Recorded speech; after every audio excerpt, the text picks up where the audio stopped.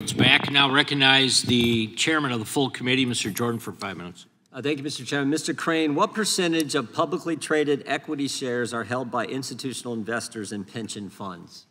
It's a very large percentage. I forget the exact number. It's north of 80, I believe. 80%? And because of that, most shareholder votes are cast through proxy voting because the shareholder can. Is that right? That's exactly correct. Okay. Yes, sir. And proxy advisors advise or recommend to the institutional investors and the pension funds how they're supposed to vote. Is that right? That's correct. And is their advice followed? Pardon? Is their advice followed? Is the proxy advisor's advice typically followed by the institutional investors and the pension funds? It's absolutely followed, and in many cases, their shares are automatically cast by the proxy firms in line with those recommendations. So, so the institutional investors and pension fund are doing exactly what the proxy advisors did tell them? That's exactly correct, yes, sir. Okay. And who are the two largest again, who we've been talking about? ISS and Glass Lewis. ISS and Glass Lewis. And how much of the market do they control? 97%. 97% of the market, 80% of the shareholders, the equity shares are with institutional and pension investors, and their advice is followed 95% of the time. That's essentially correct. Wow, that's pretty big. That's pretty big. How much money are we talking about? Trillions of dollars of equities across the market. 5 trillion, 20 trillion, 30 trillion, how much are we talking? I don't know the size of the market, but it's a large number of the equity markets in the United States. My understanding is it's at least $20 trillion. And there's, sounds right to me. And the other side says, nothing to look at here. Nothing to look at here, really. That seems like there's a lot to look at there, and that's why we're having this hearing. Now, what kind of advice? So their advice is followed 95% of the time, 70% of the market, over $20 trillion. What kind of advice are they given? It's advice on everything that comes before shareholders. It's how the company is run, how the executives are paid, the shareholder proposals that have been discussed. It's everything that comes before the shareholder base for a vote. What kind of advice are they given in a political context? We know that ISS, for example, recommended in favor of more than 80% of ESG shareholder proposals in pro-ESG, pro-DEI? As a general rule, yes. Not 100% of the time, but yes, as a general rule. Vast majority of the time? I would say yes. Okay, so kind of leaning to the left, right?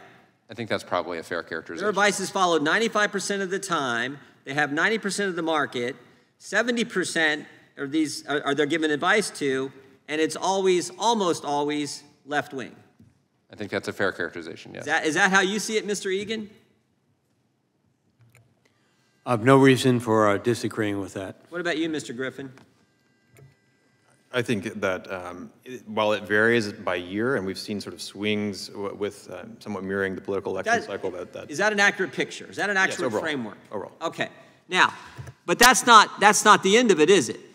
Because it's even worse. Because this duopoly not only offers proxy advisor services, but consulting services as well. That's exactly right. Okay. So you can go consult with them before they give you the recommendations that are always followed. And if you don't consult with them, they might give you recommendations that in many ways harm the company and therefore harm the shareholders. Is that right, Mr. Crane? It is, and we've seen that when companies get negative recommendations from the advice side, they'll immediately get a solicitation from the consulting side saying, hey, wouldn't you really like to have us help you out next year to avoid those negative recommendations from our friends down the hallway? Yeah. Pretty concerning fact pattern. Will you pay the protection money? Will you pay the shakedown? Exactly. Holy cow, such a deal. Such a deal.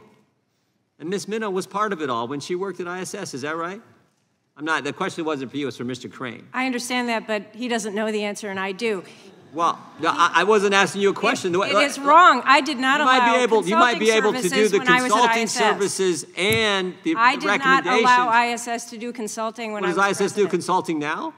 ISS does do consulting Well, now. Shazam, there you have it. There you have it. My question, the way it works is the members get to ask the questions and to the people they want to give the answers. My question was to Mr. Crane.